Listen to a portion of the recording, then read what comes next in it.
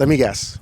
Like many others in 2023, you are searching for that elusive yet great real estate transaction, but you, my friend, keep coming up empty-handed. What if I told you that's quite possibly because you're just not looking in the right place?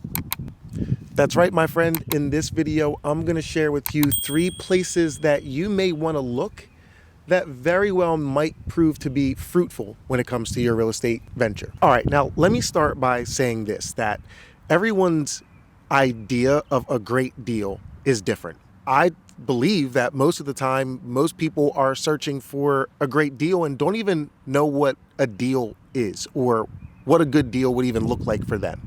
As long as though they feel as though they're winning, usually that is what defines a great deal to someone at the end of the day. But as promised, I want to share with you 3 areas or 3 places that you may want to look that you're not currently looking if you're looking to get a deal. And the first place you may want to look is off-market properties.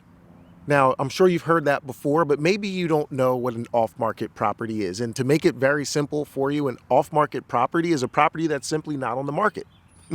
Meaning it's not listed with a realtor and you're not going to see it on the most common places you would see real estate, such as those large websites that people search, or even in the real estate searches that your real estate agent may be sending you. An off-market property is going to be an opportunity that you find that isn't available to everyone else. And that might sound difficult. But if you're currently renting a home and you're thinking about buying a home, well, if your home's not on the market, that's currently an off-market property.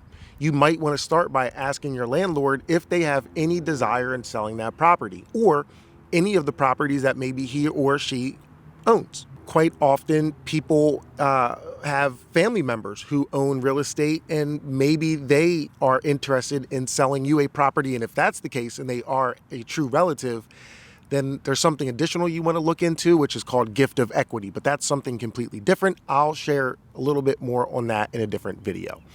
Another way to find off-market properties would be to simply talk to anyone and everyone you know. As an example, a good friend of mine, they spoke to their neighbor and they came to realize that their neighbor wanted to move. And in that scenario, everything worked out perfectly. The seller got what they were looking for, and my client found a home that wasn't on the market, that they didn't have to compete for, and that they got reasonable terms. So if you haven't already considered off-market properties, start there. Another area I think that you may want to focus on in 2023, if you're looking to find somewhat of a deal, would be distressed sales. Now, let me be clear that the word distressed could be misleading. And by distressed, I'm not referring to homes that are distressed or homes that are beat up, although some of them may be, but I'm referring to people who may have to sell a home because they are in a distressed situation, meaning they don't have the financial ability to maintain their lifestyle, their bills, and, well, at the end of the day, the mortgage. And if you can find those deals, they tend to be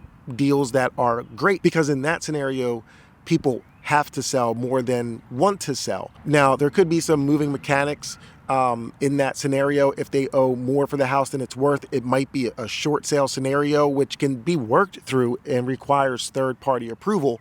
But again, looking for distressed sales or sale opportunities would be a really good opportunity for someone looking to buy a house in this current real estate market. And the last but not least place to look for a good deal in 2023, believe it or not, is actually new construction. And here's why. Builders have the ability to be creative and offer incentives. Now, they may not negotiate on their price, but they may be in position or maybe offering things to make the deal that much more attractive. So instead of them lowering the price, maybe they're offering other things like upgrades in the house. Now, upgrades could save you thousands of dollars on the back end, so they might be rolling that in on the front end as an incentive. Another thing is builders also have a lot of times correlation or an affiliation with a lender. And if they do have an affiliation with a lender, a lot of times they can work out credits or reduced closing costs depending on what exactly how big your loan is, and if you're also keeping title in-house and things like that. But again, these are things that a traditional seller in this market, some of them obviously can't offer. They can't offer you better financing terms unless they're offering seller financing, but they can't offer incentives like new kitchens, or at least they're not going to. So in that scenario, it may be a way for you to sweeten the deal on your end. So those are just a few areas that come to mind that might help you if you keep striking out and you're looking for a deal, or even if you're just looking to buy a house in 2023, because so far it is still very much a difficult market. If you have any questions, my friend, there's a buyer guide for you to download in the description. And there's also a link for you to schedule a consultation with me should you have any buying or selling questions. And with that said, take care.